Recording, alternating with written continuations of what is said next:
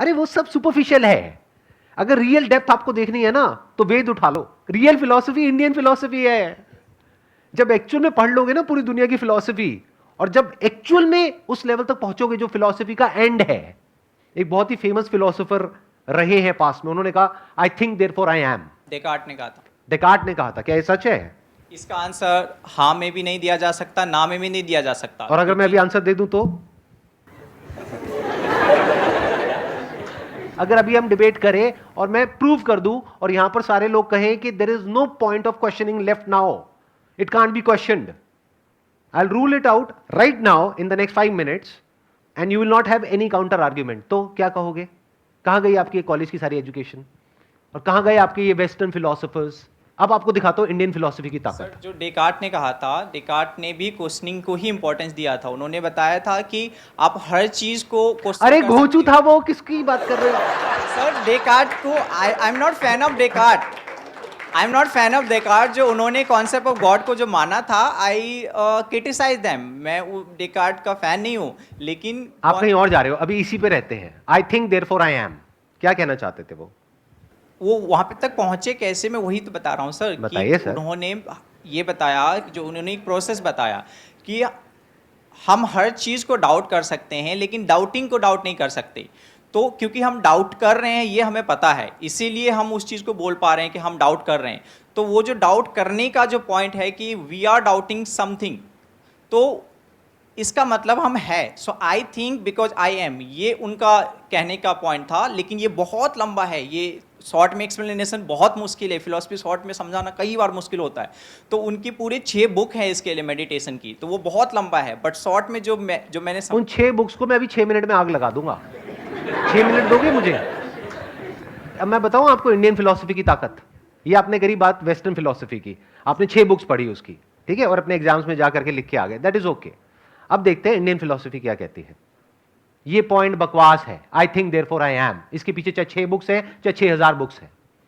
वो लोग जो वेस्टर्न फिलोसफर्स हैं वो थिंकिंग में जाकर के अटक जाते हैं। वेस्टर्न वर्ल्ड पूरा थिंकिंग में जाकर के अटक जाता है। जो इंडियन फिलोसफी है, यानी कि जो वेद है, उपनिषद है, वो थिंकिंग को इतना इंपॉर्टेंस नहीं देते हैं। Thinking is just a part of existence. ये जो आई एम है इसका एक छोटा सा पार्ट है thinking. Now what is thinking? आपने कहा डाउट करना, कि लेकिन मैं ये डाउट नहीं कर सकता कि मैं डाउट कर रहा हूं इस वजह से मैं हूं। क्या बकवास बात है। डाउट क्या होता है? What is doubting? डाउटिंग कहां से आती है? डाउट आता है जब माइंड में 2 चॉइसेस होती है। Existence is choiceless. इस बात को आराम से बैठ करके समझना मैंने क्या बोला है। नंबर 1। नंबर 2, आई एम, इसको आप क्वेश्चन नहीं कर सकते। आई थिंक को क्वेश्चन कर सकते हो। अगर अभी मैं आपकी मेमोरी निकाल दूं, याददाश्त चली जाए, उसके बाद आप हो या नहीं हो। लेकिन मैं आपसे पूछूंगा आपका क्या नाम है, क्या जवाब दोगे? मेमोरी नहीं रहेगी तो बताने की कंडीशन में नहीं रहूंगा। थिंकिंग कहां है? नहीं है। Without memory there is no thinking, but you still exist. Sir Descartes ने बहुत प्रॉब्लमेटिक बातें कही है, आई एग्री विद यू। अरे सिर्फ डेकार्ट नहीं, ये सारे वेस्टर्न फिलोसफर्स जो है जिनको आप पढ़ पढ़ करके खुश हो रहे हो, इसमें से 99% क्रैप है। तो क्रैप को क्यों अपने दिमाग में भर रहे हो? अरे भाई साहब चेस खेलो। और अगर फिलॉसफी और अगर एक्चुअल फिलॉसफी को समझना है ना, एक्चुअल फिलॉसफी, तो इंडियन फिलॉसफी को समझो। इसकी पावर तो आप सोच भी नहीं सकते कहां तक है और क्या है। मैं इसको इस पॉइंट से नहीं देखता कि इंडियन अच्छा है या वेस्टर्न अच्छा है। मेरा पॉइंट ये है कि हर एक चीज़ चाहे कहीं का भी हो, अगर उसमें लॉजिक है, कुछ ऐसा है जो आपके माइंड को थोड़ा और इवॉल्व करे, तो that is good to study. भाई साहब लॉजिक की एक लिमिटेशन है। ये जो लॉजिक लॉजिक लॉजिक आया है ना, ये आया है वेस्ट से। Logic is in the realm of thinking. Without thinking there is no logic. में काफी पॉइंट पे सुपरफिशियल चीजें भी तो है, चाहे वो रिलीजन से रिलेटेड हो या कॉन्सेप्ट ऑफ गॉड हो। वो कहां नहीं है? वो वेस्ट में नहीं है क्या? वेस्ट में है, बट पॉइंट इज कि जिस लेवल पे उसको मैं सबकी भावनाओं को कदर करता हूँ, मैं ये नहीं कह रहा हूँ। बोलो ना, खुल के बोलो, क्या दिक्कत है? कि हाँ। जब हम किसी कॉन्सेप्ट ऑफ गॉड को लेकर के बहुत ज़्यादा वो होते हैं, और उससे सिर्फ वो एक बिलीव नहीं रहता, उसकी वजह से ग्राउंड लेवल पे वायलेंस होते हैं, बहुत सारी चीज़। मैं पोर्शन की बात कर रहा हूँ, जो ज़्यादा पोर्शन है हमारे सोसाइटी में और आजकल भी खासकर।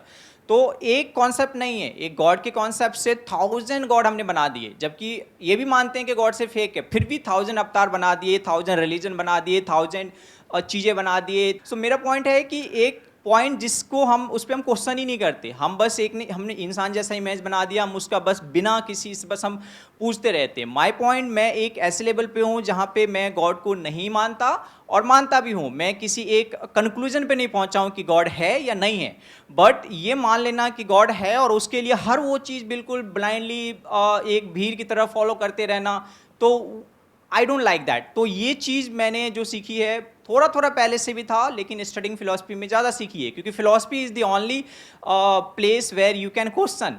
आप टेंपल के सामने, मस्जिद के सामने जाके गॉड को क्वेश्चन करोगे, प्रोबेबली नेक्स्ट डे आप जिंदा भी ना रहो। इतनी टेंशन ना लो, आप जिंदा रहोगे। यहाँ पे कैमरे में आपकी शक्ल पूरी पूरी दिख रही है, टेंशन क्यों ले रहे हो? आप क्वेश्चन कर रहे हो, इसमें गलत क्या है? वो मैं बोल रहा हूँ कि अब मैं एक बात बोलूं, आपने बोल दिया, अपना आर्ग्यूमेंट दे दिया। इस दुनिया में कौन लोग हैं जो प्रॉब्लम क्रिएटर हैं? वो जो करोड़ों भगवानों को मानते हैं, क्या वो आपस में लड़ते हैं? या वो जो कहते हैं कि एक ही भगवान है दुनिया में, जो भी उसको नाम देते हैं, और कहते हैं वो ही सच है, बाकी सब झूठ है? आराम से समझिए कि जो हिंदुइज्म है वहां पर करोड़ों भगवान क्यों हैं, उसका लॉजिक क्या है।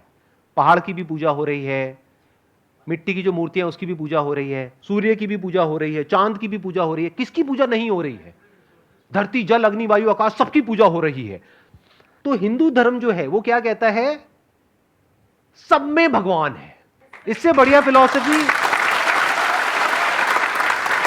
इससे अच्छी फिलॉसफी हो ही नहीं सकती, इससे ओपन फिलॉसफी हो ही नहीं सकती। मतलब आप भी भगवान हो, आपसे भी जब मिलते हैं तो ऐसे करके मिलते हैं। मतलब क्या? कि आपके अंदर का जो भगवान है उसको मैं प्रणाम करता हूं। आई एग्री सर, बट इसमें फिर ये पॉइंट भी है ना, मैं इस चीज़ से, इस फिलॉसफी के अगेंस्ट नहीं हूँ, मैं उस चीज़ से दुखी हूँ जो इनबैलेंसेज, इस थॉट्स, ये कॉन्सेप्ट ऑफ गॉड जो कि जनरली वैसे जैसे आप समझा रहे हैं वैसे लोग नहीं समझते, ना ज़्यादातर लोग समझाते हैं, और वायलेंस क्रिएट होता है। और फिर एक मिनट, आपने कहा वायलेंस क्रिएट होता है, वायलेंस की जड़ क्या है? इग्नोरेंस है, इग्नोरेंट होते हैं लोग। अब देखो इसमें कितनी बड़ी लॉजिकल फैलेसी है। अरे भाई साहब, ये जो आपके सारे फिलोसॉफिकल फंडे हैं ना, सारे हिला दूंगा अभी के अभी। आप कह रहे हो इग्नोरेंस जड़ है प्रॉब्लम की। इग्नोरेंस कभी भी जड़ नहीं होती किसी भी प्रॉब्लम की। Ignorance is not a problem. सबसे ज्यादा इग्नोरेंट कौन होता है इस दुनिया में? एक बच्चा जो अभी पैदा हुआ है, he is ignorant even of his own name. Is he a problem? तो ignorance is not a problem, wrong knowledge is a problem. Animals are ignorant, they are not a problem, right? You agree? Animals के लिए हम problem है, इंसान problem है। अगर animals से पूछोगे ना कि हां एक शैतान की शक्ल बनाओ, तो पक्का इंसान की जैसी होगी। और हम एनिमल्स की पूजा करते हैं, क्यों?